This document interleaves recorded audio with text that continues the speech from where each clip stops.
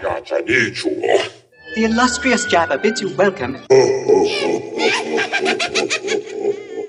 I'm going to regret this. I'm Pete Mitchell. He's Peyton Jones. And this is the Church Planter Podcast, brought to you by Church Planter Magazine.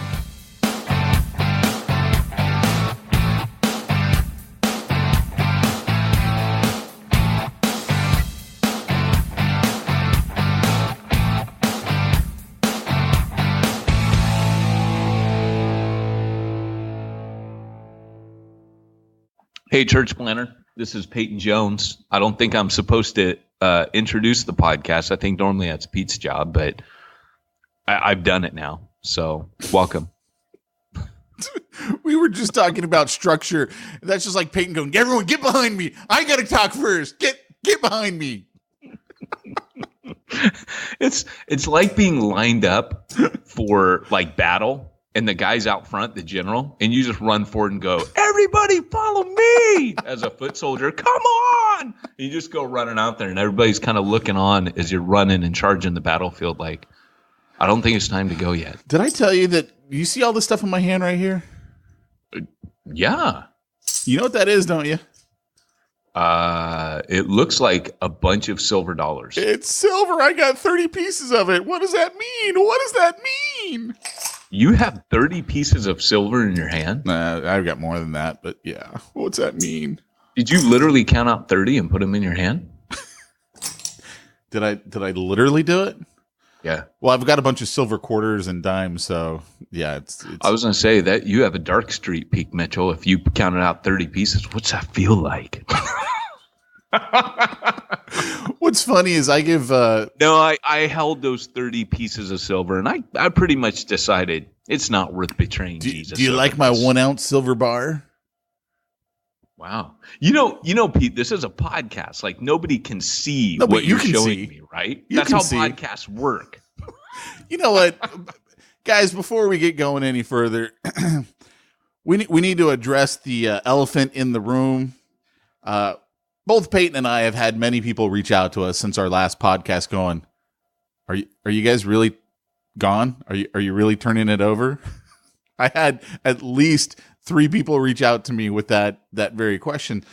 And yes, Peyton and I, as we've shared on the show, you know, we've been looking, what's our next steps? Where should we be going? What should we be doing? And so, yeah, we did have someone lined up. We did ask the fateful question, which was, what was your favorite? Before you say that, we got to set this up. Okay. If I'm not doing appropriately, tell me, what did I miss in the setup? So Clint Clifton was the dude we're talking to. He flew out. We did 6 episodes. I'm thinking, this guy's amazing. Like, the episodes, I still kind of one day want to play him because he's amazing when it comes to church planting. He knows a lot of stuff. He started church planting when he was very young. So in every respect, he's perfect to take over the podcast, except Pete. Go ahead. I got a bad feeling about this. We asked him the fateful question, which was, what was your favorite Star Wars character? And I believe his reply was something along the lines of, I've never watched Star Wars. To which I knew in that very moment, there was no way I was going to consent to turning over the podcast to this obvious genius of church planting world. I couldn't do that to our listeners. I couldn't do it. So I approached you and I said, I don't want to use my veto. We must veto this together. But he's never seen Star Wars. I don't think we can turn it over to him. And in fairness to him, it's not just him. We it's not you, it's us. We actually were kind of talking, and he was having a few thoughts about his own podcast, and we were having a few thoughts. It's because of Star Wars. Let's give credit where credit is due. You hadn't watched Star Wars, Clint. You're out. That's all there is to it. You're out. So, you know, what's funny, man, is trying honestly, to save this. Peyton's trying. He's like, no, man. No, I don't. No, honestly, though, we it's so funny because you asked that question And I asked that question completely independently. So the day I had him for one day, and then the time you were on, we both asked him this question. We both asked him, in fairness, you texted me. You asked who your. You texted me and said he's never seen Star Wars. So we have a problem. I'm here. He's flown out, and he's never seen Star Wars. Why did I not ask this? You kind of teed me up. I mean, that's like telling me to say, "Hey, whatever you do, don't look inside the bag." Of course, I'm going to look inside the bag. I mean, you can't tell me not to do something. And right. I'm a child. I'm 5 years old. I've learned that about Pete. If there's a kind of like my brother in high school, my brother was the exact same way. So I'm used to handling Pete. I am his handler at conferences. There was a sign on the door at this local pet shop that said, don't open the door. Monkey inside. So my brother walks over to it and just opens the door. Now they don't have this door locked, right? It's like this little atrium. He opens it and this monkey like looks at him in this bush and screams and flies at the door. My brother goes, slam! Monkey hits the glass, falls down on the ground. And that's kind of metaphorically what I've learned with Pete. I literally thought you were making up. There's a monkey in the room or he's going to open the door. I thought you were making up a story. Until I realized, oh no, this is a real story. This actually happened. No, dude, I was in the pet shop with my brother, and he walks over this door, and there's a sign on it that says, "Don't open door. Monkey will run out," or "Monkey in room," something like that. And he goes, "Okay. Oh, there's a monkey in the room." He opens the door. So that's become a giant metaphor when I see people where like you can't tell them. It's kind of like Bill Cosby's thing about Adam and Eve, where he goes, "You can eat every tree." Except for the knowledge of the tree of good and evil. And he goes, Adam and Eve go, what tree? What tree is that? Yeah. Wow. Anyways. So Pete and I are kind of, we think we're going to work it out. We've been in counseling. We've been seeing people. We're working through all these steps. They gave us a workbook. We need to have the appropriate music in the background. Please continue. We're starting to date again. He got me flowers the other day. I bought him chocolates, and no, but for real, like I think you do this as an apostolic person, as an entrepreneur. You look at things that you've been doing. I mean, I don't know, Pete. 6 years is a long time for guys like you and me to be sticking at something.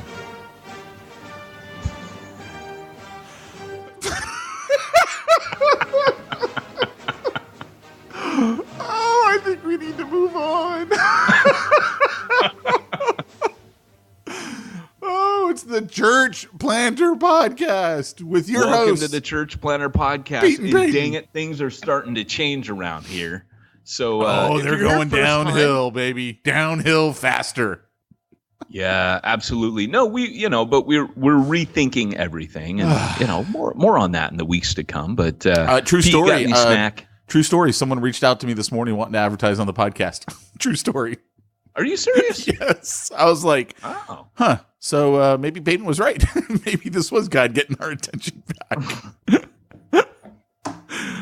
Oh, man. All I know is for Pete and I, it was kind of like, as we've been talking, it's kind of like two things. Number one. And here's what stems out of it. We're like now going to add a couple more magazines to the mix. We've got 2 more podcasts. It's like we are just like in for a penny, in for a pound. Let's go. Well, that's kind of how it had to be, because for me, and I think for you, you were kind of like we never seriously took this seriously. And I think in some ways that kind of worked well for us, because our 2 things was, hey, we're here. Let's serve the church planter. We're not here to make some big thing. We're not here to make a big podcast. We're not here. And it grew. And I think part of that is that people were like, hey, these guys, they're not out for themselves. They're really here to serve me. And you and I weren't out to make money off this. And so as I'm looking at it. But all that's going to change. Oh, you wait. But, no, but for real, it was just kind of like, I think that helped perhaps generate, a trust between us and our listeners and our audience. But at the same time, I think you and I, we handed it onto the altar, and we're like, hey, God, you take all of this. This is kingdom stuff, and we're ready to give it away to there was a host of players and contestants. So we're like, hey, we had some conversations with some big players and said, hey, we want to give this to you. And at the end of the day, you and I both you talking about the came magazine? back at the end of, not the podcast. What's that? I'm just making sure everyone understands. We're talking about the magazine. Like we were almost at the point where we were turning over the magazine as well.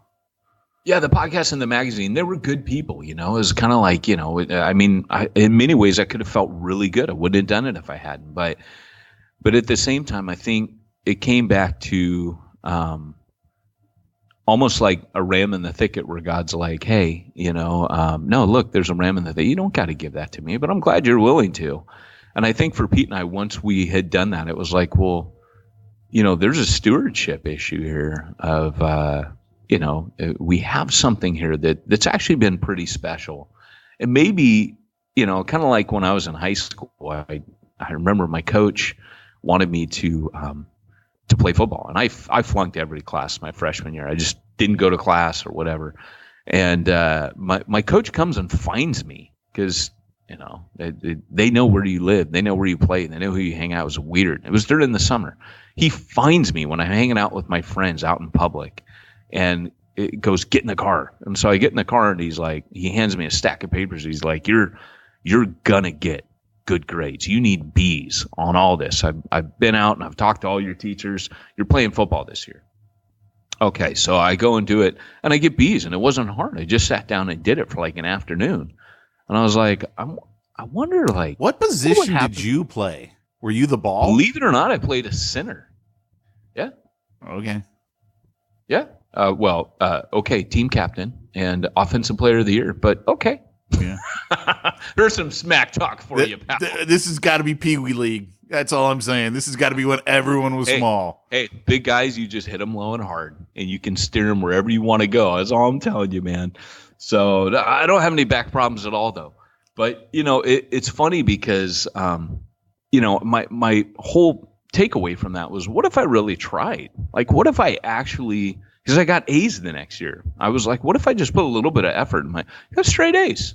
Never in my life had I gotten straight A's. And just a little bit of effort. And funny enough, that's how I ended up in the class, college prep class, met my wife, and now I'm married. So I got a woman out of that deal. It's kind of cool. So you I never would have been in a college prep class. You owe everything to the football coach. I've never thought about it that way. Everything goes back to that one moment when he said, get in the car. Could have gone anywhere. What if I hadn't gotten the car? That'll be my next blog post. You would, that's true. What if you hadn't gotten in the car? But you know what's funny though, is going back to that. It's kind of like this podcast. It's like, what if we tried? What if we actually decided we're going to put some intentionality into this? Let's pull back on the reins here a little bit. I don't want to really try too hard. You almost made me spit my coffee out. So I want to hear Pete Mitchell smack. Otherwise, I'm going to start talking about Star Wars. The Church Planner Podcast isn't the podcast that planners deserve, but the podcast they need. That guy has so much business on Fiverr. Hey, I can do a Batman voice. I just go really deep and raspy like this. Either one of us could have done it, but no, we're going to pay some guy $5 because I'm going to go on Fiverr and start being Yoda. I don't do a bad Yoda, dude. You can. You've heard my Christopher Walken. You've heard my Morgan Freeman. Your Christopher Walken is amazing. It really is awesome. The worst part is basically Gen Y and younger don't even know who Christopher Walken is, and that is what breaks my heart. That's hard, dude. Really, it is. More cowbell. That's all I'm gonna say to that. that's it. And the other thing too is millennials, they don't know who Nana is. I'm sorry, Mr. Paul Mitchell. I've dialed the wrong number. I'm trying to reach a granddaughter. Bye-bye. Oh. So rad, dude. Nana, we love you. Just on behalf of all of our listeners, Nana, we love you. You have 1 million grandchildren through this podcast, and we don't know who you are or where you are, but thanks for being Nana to this podcast. That's all we got to say on that. This was a moving moment with Peyton and Pete. You know, I'm trying to think what has happened over the last couple of weeks that's worthy of podcast. You know what sucks, dude? Like, I have so much smack that builds up, and then like I lose it. I'll say to Andrew, remind me to talk about this on Smack Talk. Like, funny stuff, awesome stuff, and then it just is gone. Dust in the wind, dude. All we are is dust in the wind. That's Bill and Ted when they stood at the gates of heaven. They had to say something wise to that was it keeps amazing me how different our tastes in movies are. Like, we thought no. Okay, we're about to have a falling out. No, I'm just saying I didn't think Bogus Journey was anywhere near as good as Excellent Adventure. Are you serious? Yeah. And like, I wouldn't, way better. I wouldn't watch Bogus Journey again. And and here's the thing, I was about ready to rent Open Range when I remembered how different our tastes in movies were, and I was like, yeah, maybe I'm not going to rent Open Range after all, because he and I really don't have the same taste in movies. So I didn't rent it. Oh, dude, Open Range, Silverado. You just got to trust me on Silverado. Well, I can't trust you. We have different tastes. Like, we've discovered that. We know these things. Watch them both, and maybe I'll get one for two. I'm just saying. Yeah, I'm betting it's going to be more like a 0 for 2. It's just, it's nothing wrong. Well, the fact that you think Tombstone is one of the greatest movies ever made, probably. Do you say no to that? Don't. Yeah. So, okay, at that time, White Earp came out. Now, you got to understand, I've been to Tombstone. I've read biographies. I'm a history buff. So, I like the White Earp, Kevin Costner, or was it Kevin? No, who played White Earp? Was that Kevin Costner? I have no idea. Yeah, I like that movie better. No, Kevin Costner played Wyatt Earp in Tombstone. What's that? Kevin? No, not Kevin. I'm sorry. I'm thinking. Yeah, no. Yeah. Maybe it was Kevin Costner. I don't know. So, and the other thing is, Doc Holliday was good in both movies. Kind of stole the show, I would say, in both movies. Dennis Quaid plays him in Wyatt Earp, just show stealer, and of course Val Kilmer plays him in Tombstone. And I'm your Huckleberry. An infamy. But then again, she could be the Antichrist. That was like a great line in the movie. When he's looking at the chick leave, and she's leaving him because he's about ready to go into his final battle, as they all thought. Yeah. So I don't know. I can't even think of anything Smack Talk worthy that I've had happen this last week. Well, let's talk about Star Wars then. Okay, go for it.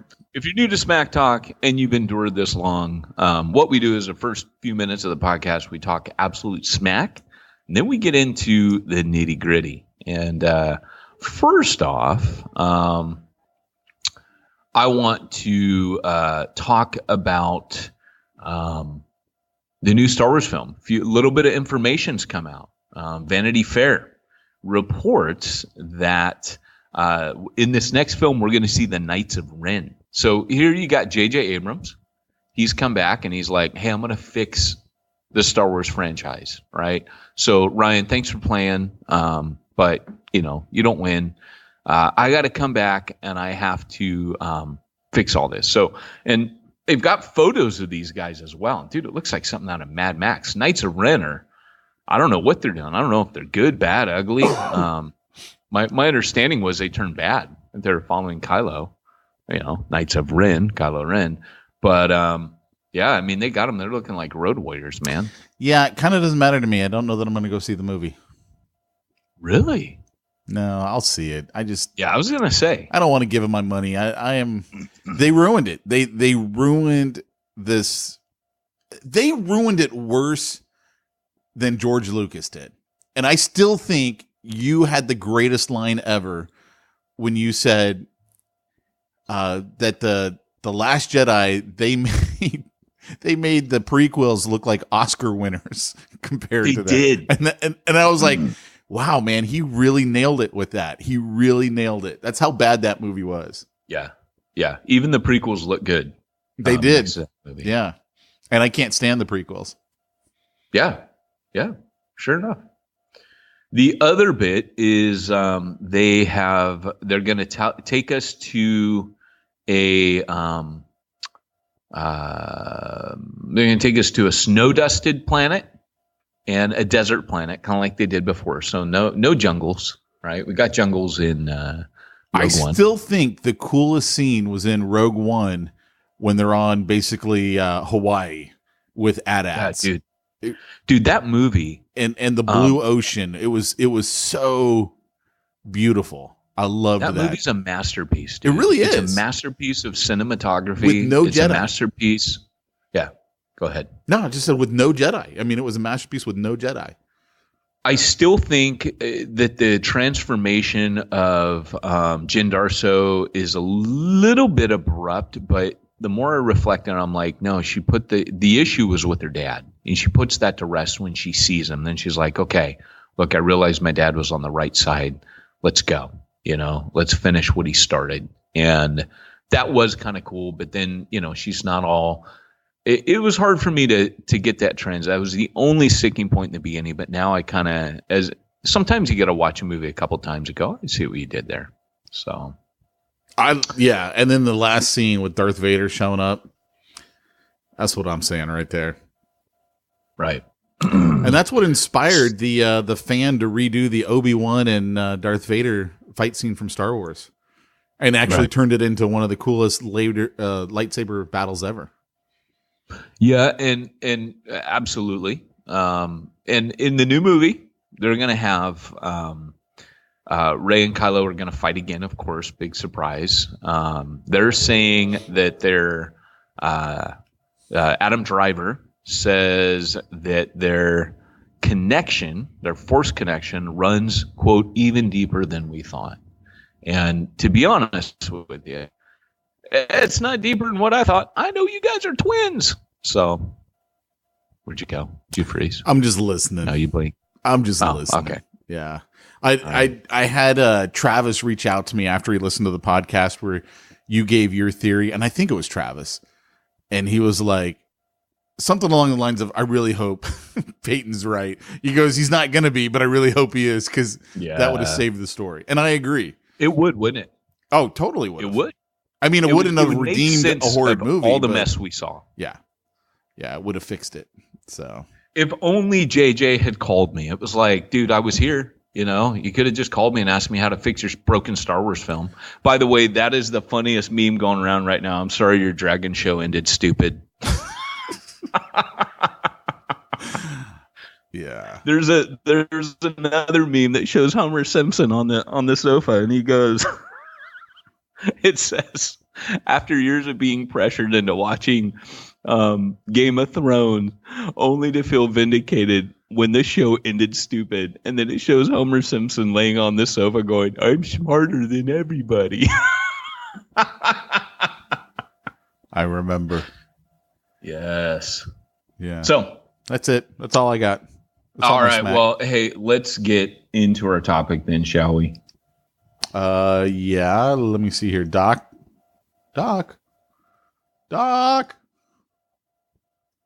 Great Scott. Great Scott. Hey, It's time for this week's topic. Let's get down to the nitty-gritty. All right. We don't need them. We can do our own sound bites. And they would have been cheaper. It would have saved us $10 right there. No kidding, man. Like, we've been doing this whole thing wrong. So, anyways, let's talk about the topic. The topic today is how to reach out to people naturally, like how to do missional engagement right. So, everybody talks about reaching lost people. I got this kind of pet peeve. I'll go onto Facebook, I'll see ministers, and they bug me in general. They do. I got to be honest, I have issues. But a lot of times pastors bother me. And part of it is because we've made the job something it's not supposed to be. So when I watch a profile picture of a minister, I'm a grumpy old man. I get upset if I see it's an action pose of you in the pulpit, right? I don't think that's what real ministry is. And it seems kind of arrogant to me. Like, your action shot is you preaching. like, you know, hey, this is real minute. This is what I do. Well, hopefully that's not all you do, because the preaching that Paul did is not the preaching you do. The preaching Paul did was out in public. The preaching Paul did was on the streets. The preaching Paul did was completely to lost people in threat of his life. So when you're in a church building and you're preaching to a room full of Christians and you feel like a weekend hero, you're not. And I hate to break it to you. You keep using that word preaching, and I don't think you know what it means. I don't think it means what you think it means. There we go. That's what I was going for. Thank you. See, we don't need sound bites. So anyways, what I want to do today is I want to talk about 5 different things. And I'm taking a page out of Clint Clifton's book here, because I was really impressed with him. When we went through, he had like a list. It was like Johnny Carson. Like, I got 10 things and I got 5 things. And I was like, I'm going to try that. So I'm going to give you 5 ways to missionally engage. And if you listen to this and you're like, Peyton, knock it off. That sucks. Don't do that. Don't do that. Pete's favorite soundbite. I don't know where that one is. Oh, wait, there it is. I was waiting for it. Don't do that. Then let me know. I'll know it flopped, and I'll go back to being Peyton. But, okay, so first thing is, number 1, you need, so I'm talking with church planners all the time, and they're like, dude, outreach. Like, how do I do it? I want to do it, but I'm drawing a blank. I know I need to be out there. I know I need to do stuff. So number 1, that one of the keys to missionally engaging people is to enter the natural rhythms that are there already. So when we think of outreach, we often think things like, and by the way, I know you millennials don't like that term outreach. It's tough. You can bite my left butt cheek. The fact that language. No, but that's the point. Language is a fickle mistress. Language changes all the time. And I don't care if you don't like it. It's reaching out. It's outreach. And what people don't like is they're like, well, that makes it feel like people are a project. Well, so does the word mission that you replaced it with. People are your mission now. You're my mission. Like, okay, so out of the frying pan into the fire. I just, how do I put it? I'm cynical. I'm getting old and I'm getting grumpy. And when I see trends and bad, it's like this whole, discussion about, one is consumer Christianity and one is missional.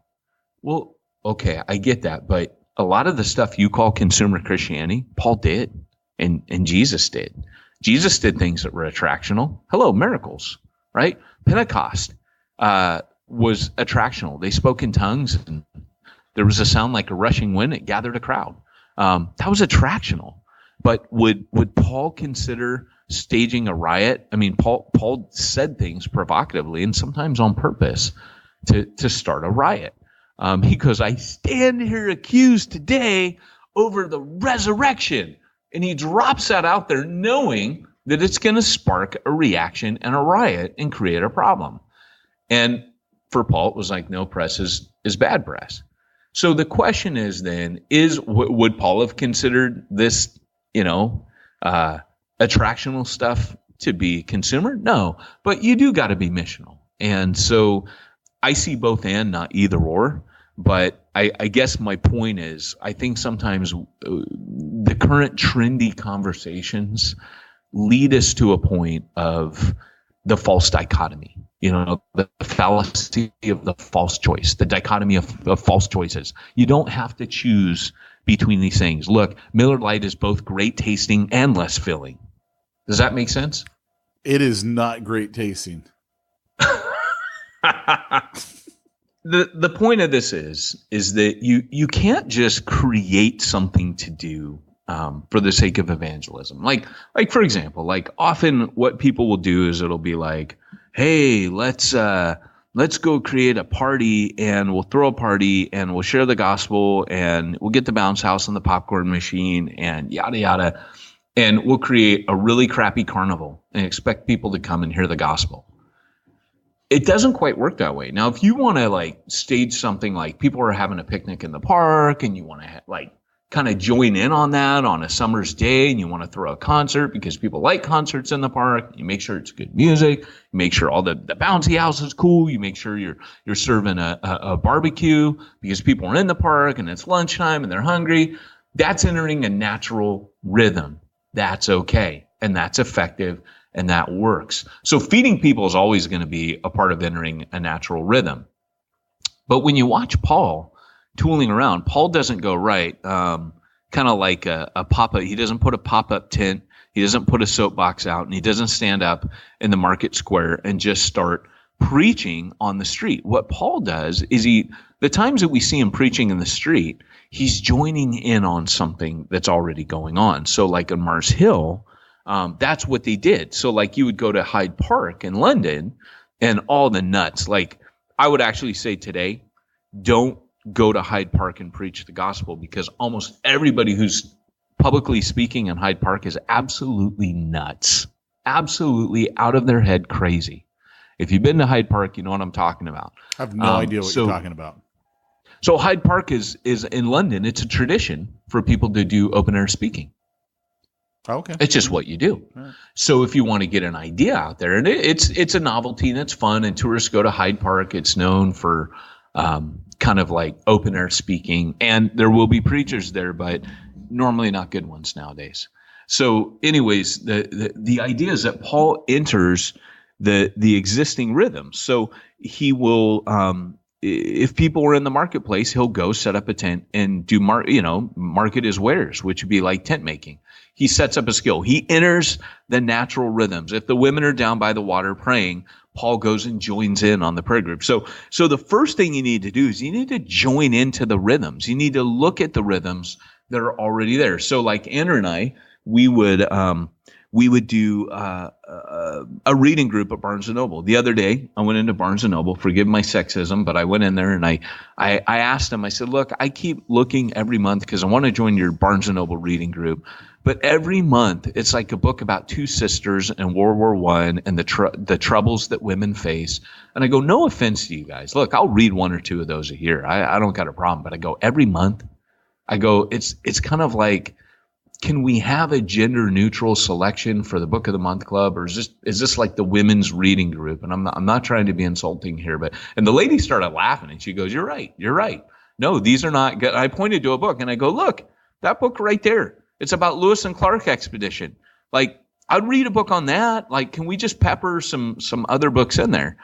And she goes, well, maybe you would like to go to the science fiction book reading club. And I go, actually I would. And she took me over and she handed me a book on vampires. And I'm like, great, Twilight series. It wasn't Twilight, but I'm like, heavens, right? Like, and I'm pretty sure if I go, there's going to all be women, because no construction worker named Mel is going to pick up a book about the troubles of two sisters in World War I, Russia, right? It had Rose in the title, like the Roses of Spring or something like that. And I'm like, yeah, it's just not going to happen. But they also got to look at who their market is. Maybe there aren't enough men who would go. And there's never going to be if they keep it up. No, so I think you're right, though. Yeah, I think you're right. I think reading clubs are given to women. I do. Well, yeah, absolutely. They got to know who their market is, so that could be the reason why they're not doing that. I know that wasn't the point of going down this rabbit hole. No, but you're right, and I know that. I did think that, because when I think back to all the reading clubs I went to, they were predominantly women. Yeah. So for you single guys out there, when I go to my Audible listening club, it's mostly men driving in cars. Well, isn't that interesting? Because that literally could be the answer there. Dude, and maybe they're missing that. There is no Audible listening club because it's... Anyway, let's just move on. Was that a joke? It was not a good one, but, it was of the vein. It was along the lines of humor. No one's going to accuse it. Related. No one's going to accuse it of being humor at this point. It was a noble attempt, like my attempt to get the reading group changed. But but the point is that it's I love how she rhythm. takes you to the science fiction and it's all about vampires and the girl who loves them. Yes. No, it actually was more legit than that. It was like a future where they rule the world, and I was like, okay, it's a little dystopian, you know. I think cool. Ethan Hawke did that movie. William Dafoe was in it. I'm trying to remember which one that was. I never saw that one. Is that good? Well, I mean, I don't know if I could put it up there with Open Range, but you know. Oh no, you surely couldn't. But okay, so that's the first one. The second one is okay. So now some of you guys have heard this, and you're like, okay, you know, cool. So I go to the reading group. Then what do I do? The point is to get around lost people and to start building relationships. Right? Start talking to them. Get to know their issues. Get to know their problems, their beliefs. Don't think of it as a one-way street. So the mistake we make is we think that the missional engagement that we do has to be one event. It accomplishes everything in one go. And so what I have is a 2-tier system. And what a 2-tier system, I learned this from a guy that I planted Pillar in out of the Starbucks. He and I tag team that. And I learned it from him because he could just get an amazing amount of youth to come to stuff. And I remember asking him once, how do you do that, man? You're kind of a legend. And he goes, well, I do a 2-tier thing. He goes, so I'll throw rugby games, and then I'll do, something after that. So I'll do these rad film nights, or I'll do whatever. And he goes, but it's a 2-tier. He goes, it's kind of like my front porch versus my living room. Right? Like if a salesman comes, he's on my front porch, and that's cool. Like not just people don't just come onto your front porch. There's kind of a threshold to cross when you get onto like you have to have a reason to walk onto someone's front porch. You don't just hang out on people's front porch. So he goes, so that's how I think of it. I get him on my front porch, and he goes, and then, but if I want him to come into my kitchen or my living room, that's like the second thing, or maybe I want him in the front hallway. So he goes, so you have a 2nd tier and a 3rd tier. He goes, I think of like come to church as like the 3rd tier. Maybe that's like my living room, and the front hallways like cross the threshold and come in. So he goes, I do a 2-tier where I'll invite people into a discipleship group, or so you got to think about, if I'm doing a Barnes and Noble reading group, the 2nd tier is, hey, let's go out to coffee. And I'm not going to do that with a woman. Like if there's dudes or couples, me and my wife who are at this thing, we go, hey, you guys want to grab some coffee afterwards? And we get to know them, and we build a relationship. That's very naturally happening. Like when I church plant right now, I can just tell you, I'll probably gather up all these backslidden Catholics. I don't know that any of them are saved, but they keep telling my wife and I, hey, when you guys start a church, we want to go. Well, these are just parents I'm hanging out with every weekend because my daughter's playing lacrosse. And when she does cheer, there's an overlap, and there's this kind of community of parents forming. One of them asked me recently, will you baptize my daughter? Because they all go to a Christian school together. So these are sports at a Christian school. Well, here's a news flash. Not everybody who goes to a Christian school is Christian, or who sends their kids to Christian school is Christian. So there's a ton of Catholics sending their kids to this school. And they don't go to church. So, it's kind of like a deal right now where I'm just forming relationships. We're going out to eat after the games. We're I'm buying them dinner. They're buying me beer, boom, boom, boom. And that's a second. So have a 2-tier or 3-tier system mindset when you do it, and have that approach and make it very natural. Number 3. You really did. You committed to the list. I did, man. This is like every pastor. Any thoughts? Because I'm not letting you talk again. This is every pastor's dream. Oh, he's got lists. Next thing you know, we're going to have a series. It's going to be an 8-parter. We've got the summer covered. Let's just stop there. But next week is a series part 2. So I know. I'll leave them on a cliffhanger. Everyone will want to come back the next week then. They'll be thinking about it all week. It'll be like Games of Thrones all over again. Games of Thrones. Games of Thrones. Oh, the Games of Thrones that we play. So, Pete, did you watch Game of Thrones? Ironically, I did actually watch it. I waited Spoiler alert. Here comes a spoiler alert, because I want to ask Pete what he thought about the end. I waited until the series was done, this 8th season, and then I did my 7-day free trial to HBO on Amazon, binged all 6 episodes, and canceling it before Sunday when I would actually get charged the $15 for it. I didn't really care. It's so funny because that's what I did. I Oh, is watched it? it through Angel Vid with Yeah. all of the like naughty bits taken out. Yeah. I did the exact same thing. Yeah, I never really cared about it, and I didn't really care about the ending. I literally just didn't care. I was like, okay, so that dude's now the king. Who cares? I didn't care. Yeah. I wouldn't That's how have I cared felt. if I didn't watch it. I'm not like the Game of Thrones. Oh, I got to see this. I love this show. I never really cared. Yeah, it's funny, dude, because I think when you got God in your life, you kind of got bigger things going on than who's sitting on the throne in imaginary Westeros. I don't think that was my reasoning, but yeah, I like that better. It makes me sound holy. So Pete, it's because you're so holy that the things of earth no longer concern you. I just didn't care. I didn't You're care. like Brandon the Broken. I don't know how to say it any clearer than I didn't care. And I always find, see, when I watch a lot of this stuff, I am fascinated by human nature. And I think that's the marketer in me, because to be effective at marketing, you have to understand people and what motivates them and what they're after. And so I find TV shows really interesting because you can see the theories, the life theories behind the writers. Yes. In how they write characters and how those characters handle situations.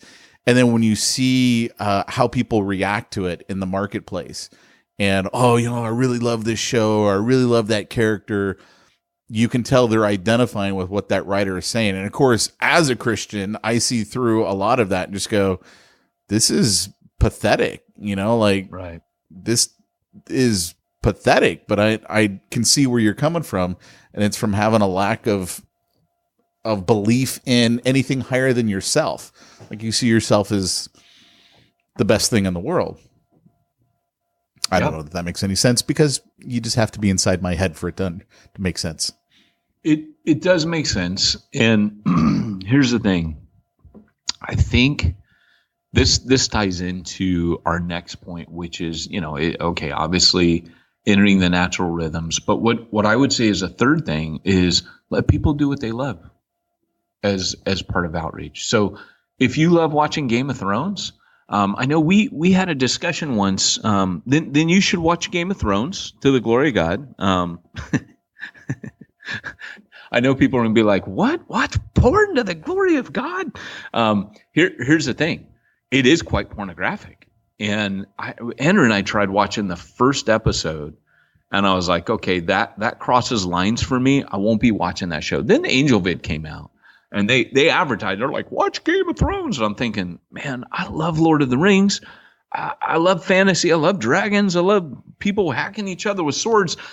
But I don't want to see all the sex because that opens doors for me, and doors that ought to remain closed. And so I put it through Angel Vid. But again, you got a bunch of people, articles, can Christians watch Games of Thrones, and part of my response to that is I think most Christians are watching stuff way worse than that, if we're honest. And so here's the deal. I don't want to look at pornography, and I put barriers in my life to not look at pornography, and I would encourage everybody to do so. But what I would say is if everybody in the world is watching Game of Thrones, it might just be helpful to you to find a way to watch it without having to violate the boundaries you've set up in your life for your walk with God. So Angel Vid, to me, it was something I enjoyed, and I knew I'm going to have so many conversations with people over this. It's a connector. One of the things that bothers me is I don't know sports. I walk up to a group of dads over at the game, and they immediately start talking basketball.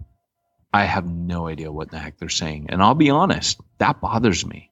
But I'm not going to watch basketball. And that's because of the third point. You let people do what they love. Let them do what they're gifted for. Sports is never going to interest me. So I think to myself, well, that's not the thing we're going to connect on.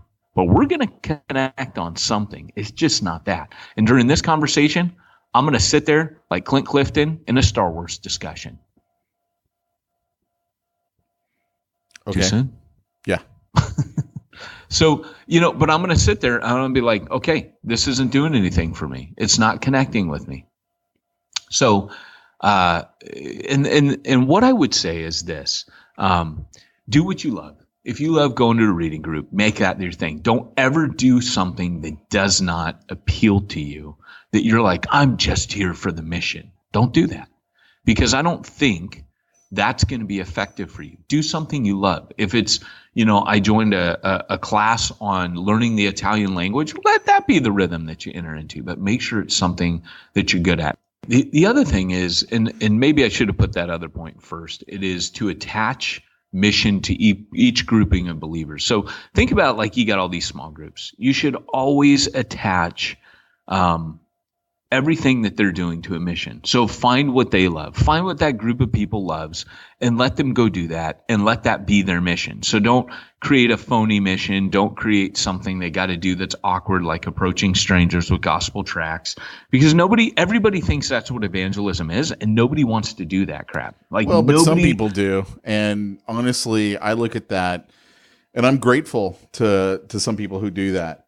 I remember I was going up to, somewhere on the mountain, Arrowhead, for the Calvary Chapel Conference Center. I think it was like a men's retreat that Huntington Beach Refuge was doing, and I remember somehow stopping on the way, and I was sitting out on a chair with a little table in front of a store, and this guy comes over and hands me a track, and I was like, all right, that's cool, and then ended up seeing him at that retreat.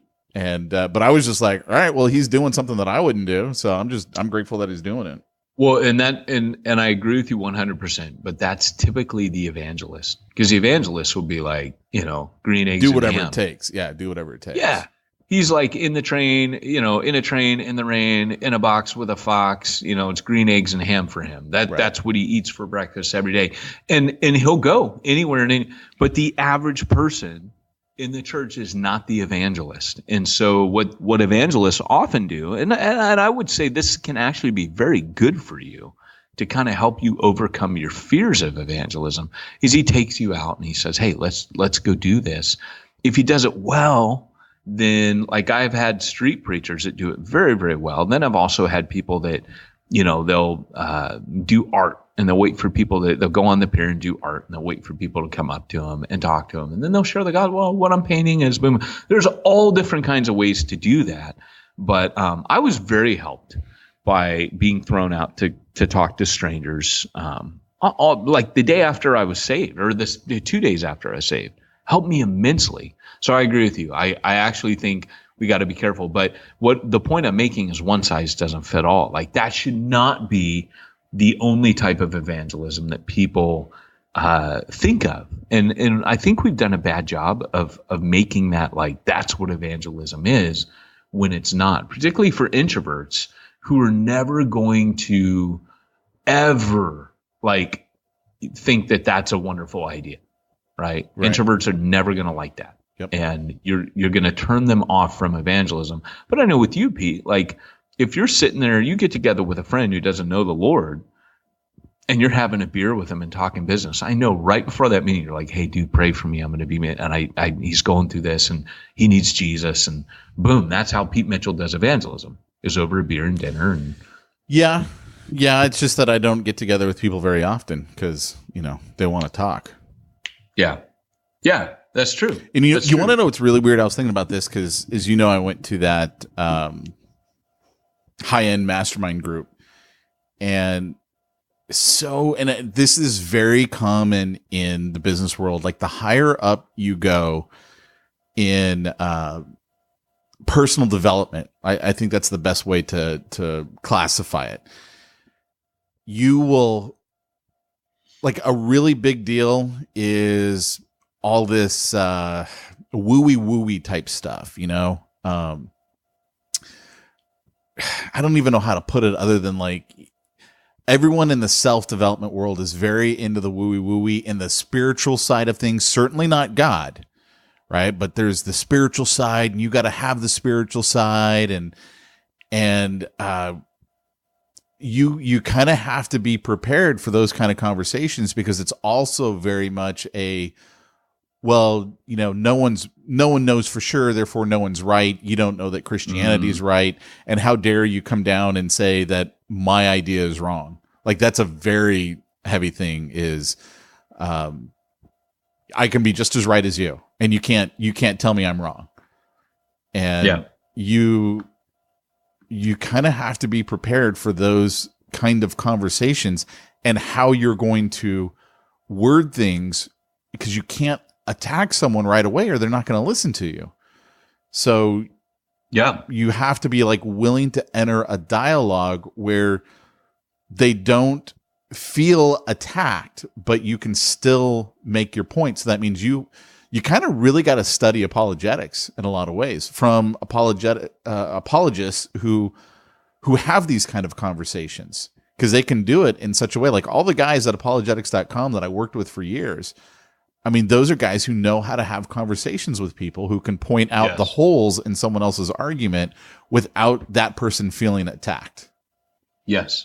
So I don't even know what got me down that rabbit hole, but that's my contribution to this episode. Thank you everyone for participating in the Church Planner podcast. It would actually be amazing to get one of those guys on here and to chat through with them. Hey, how do you do that? Yeah. How do you have a conversation with someone? I mean, we got to put a finger in that, man. Yeah. And then lastly, my last point, and thank you for your contribution.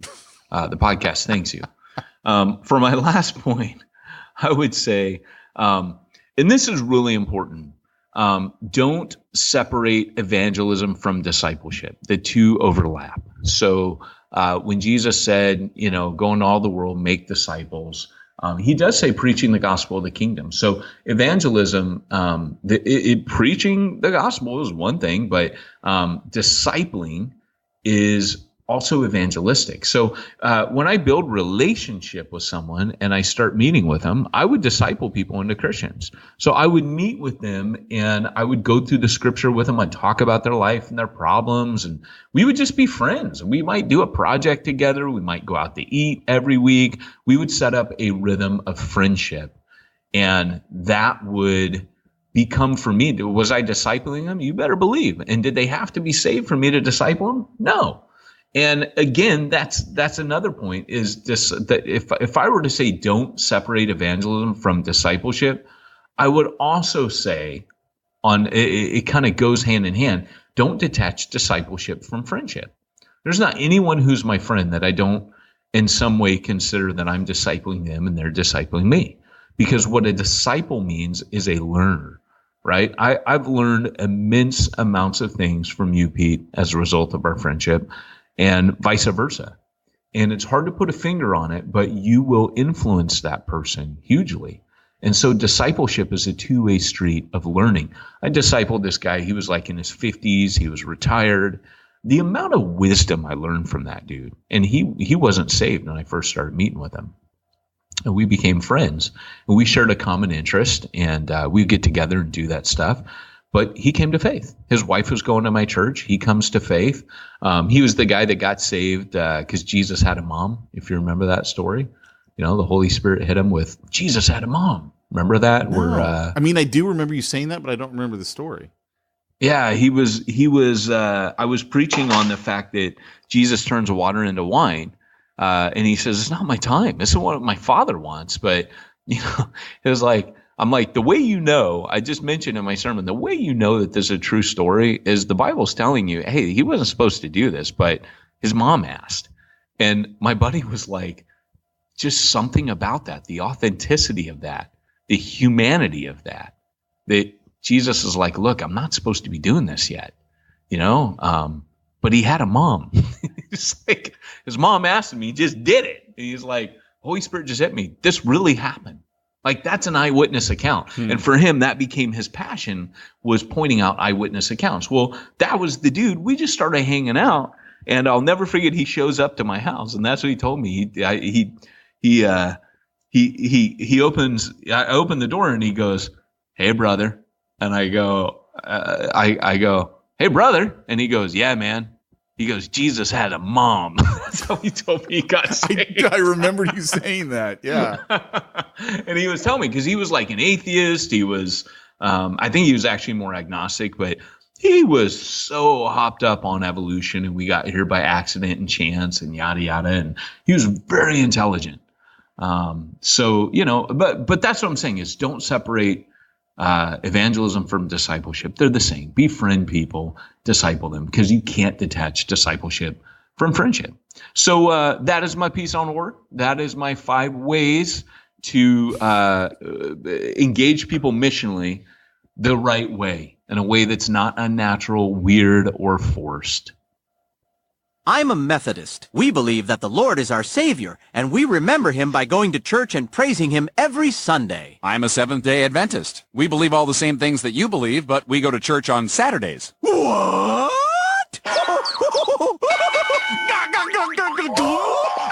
I don't know why I like that one so much. It's just that was our favorite in the early days, so it was sure good to have a tie back to that. We laughed so hard we cried when we first saw that. Oh my gosh, yeah. And then we had to like show it to oh man, was it Achata? Was it David Achata? It was like, oh yeah, because he was a Seventh-day Adventist. Yeah. We're like Jeff Vanderstelt. We're like, here, you gotta watch this. You gotta watch this.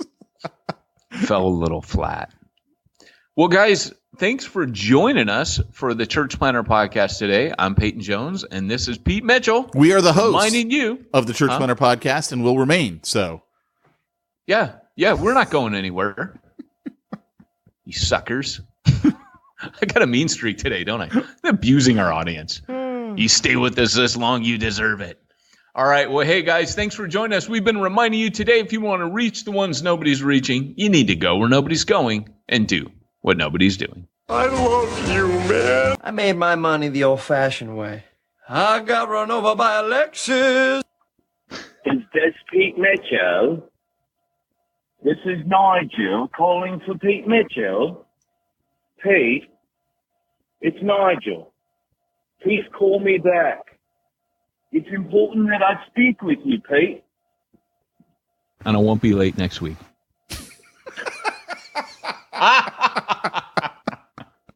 That's so good. Dude, I did not know about that one, but that is so hot. Oh, that's great. And I won't be late next week.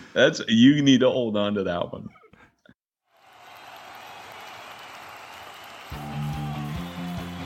Thanks for joining us for another weekly episode of the Church Planter Podcast with Pete Mitchell and Peyton Jones. We'd love to hear your comments on this episode of the Church Planter Podcast. Visit us online and let us know what you thought at churchplanterpodcast.com. If you subscribe to us via iTunes and have enjoyed the podcast, leave us a positive review. The more positive reviews we receive in iTunes, the more iTunes will promote us to other church planners who would benefit from this show. This podcast is brought to you by the Church Planter Magazine, which is available in the iTunes newsstand or online via churchplantermagazine.com.